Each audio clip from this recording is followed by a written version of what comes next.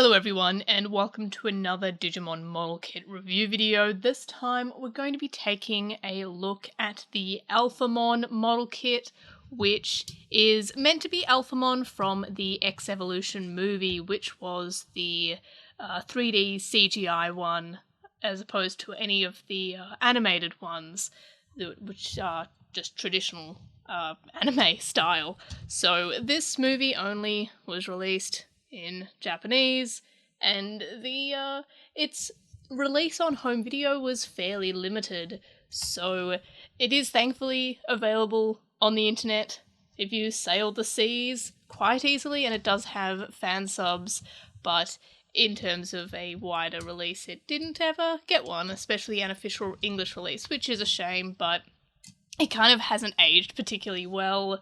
And it's not one of my favourite Digimon movies, to put it that way.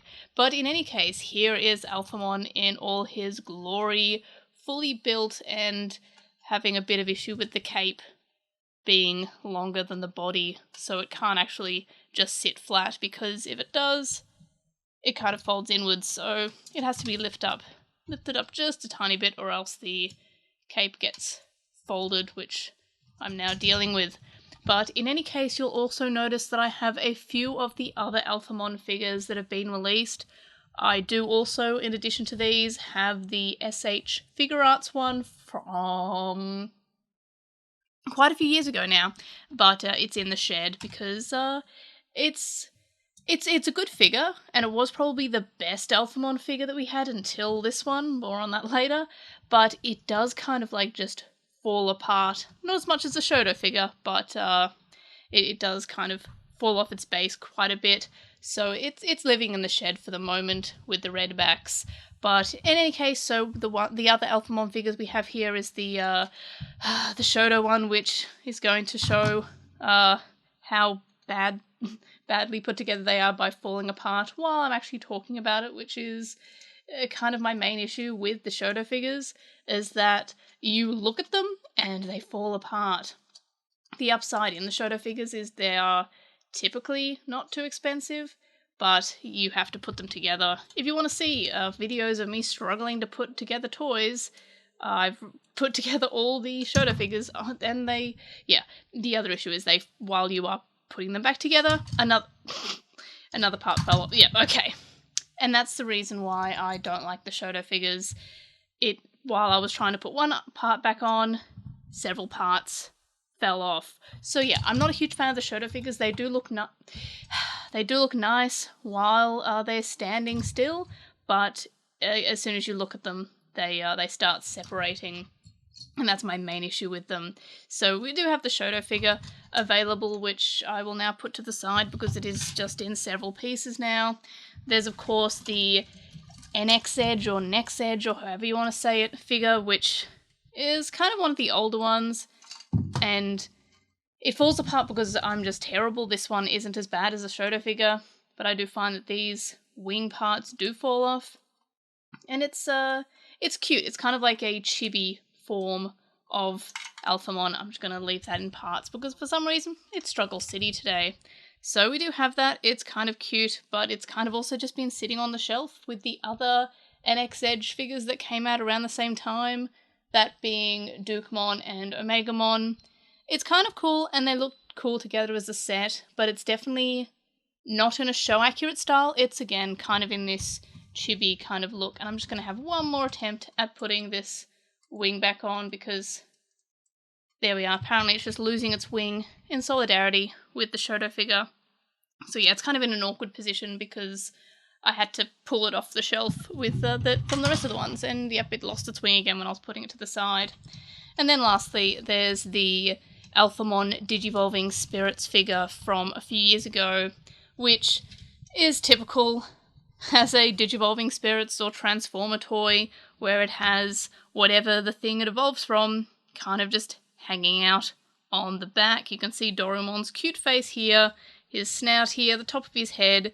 Very cute, but kind of hard to just ignore, because all of a sudden his cape goes from being this blue colour to, hey look, it's purple, I wonder why it's purple. because of the Doraemon on the back. But having said that, I do like the Digivolving Spirits line. I feel like they're very cute. The Alphamon one was meant to have an Urukan figure come from the Rudamon and Uramon Digivolving Spirits, which got cancelled, so it never got really quote unquote finished. But overall, it's still a pretty nice figure, and I was a huge fan of the Digivolving Spirits when they came out. However, Alphamon is probably one of the worst ones, but that's because there's not really much you can do except for making it a shell transformer, I believe they're called, when the other form is just a shell and kind of, I guess, eats it, but that just means you get a really, really big Doraemon who has the entirety of the Alphamon inside it. But there's not many other ways to do it, but at least it doesn't fall apart like the Shoto figure, or to a lesser extent like the Next Edge figure, which I'm just having bad luck with, but the Shoto figure definitely likes to fall apart. And that leaves us with the model kit, the main event itself, which I actually am a big fan of this. Again, I said this at the start of the video, but this is probably my favourite of the Alphamon model kits. It does have the issue where I think it's meant to be on a stand. The stands are typically sold separately, however, so I don't tend to have them. Even the only one that came with the stand, I believe, was the Metal Garurumon and the Black Metal Garurumon standard amplified figures, but I didn't even use them for those because it only came with those. The other ones typically don't have it. So yes, he's meant to be kind of in the air, so you don't notice that the cape kind of gets bent on the floor. However, it kind of does act as a stand in itself, because he can kind of use that as a stand. If he falls backwards, he can kind of hold himself up by the cape. But that is definitely not by design. So as always, I don't have him on the stand where, you know, you would usually put him up in the air and into some really cool position, but I'm terrible at those anyway. So yes, I do like this figure. It is definitely the best Alphamon figure, at least in terms of the ones that I own. Previously, the SH Figure Arts was pretty good and looked fairly similar to this one. I like the fact that it's got this little attack here. I do like it, even though it's fairly simple, it's just a piece of plastic. It does have a pretty cool effect. And I like when they include the attack effects. We do also have his sword. I've decided to have him use both the attack and the sword. So that's up to the individual about how they want to display it. I tend to try to use as many of the pieces as possible, as many as they will give me. Having said that, it does come with a lot of unused bits of plastic, which is always, I feel like, an annoying issue. Like, they just are unused. For some reason, they've included them on the sprues, even though they have no functionality, or they do exist in other colours. I noticed that this one had much more spare pieces than usual. And not just spare pieces as in you can customize them, like spare unusable pieces, which I have noticed is an issue with most of the amplified figures. They, for some reason, have random bits and bobs. I guess if you want to kit bash your model kits, you can. I don't know. I did notice that more recently the Shine Greymon one didn't have that many extras, so hopefully this is being fixed in the more recent model kits. So yes, we have a nice sword, we have a nice plastic little attack thing, which is pretty cool, and we have the wings, which I always hate putting together these wings in particular. I don't know why, I always struggle with them, but they do look good. It does look a lot nicer than just having a solid bit of plastic to be the wings.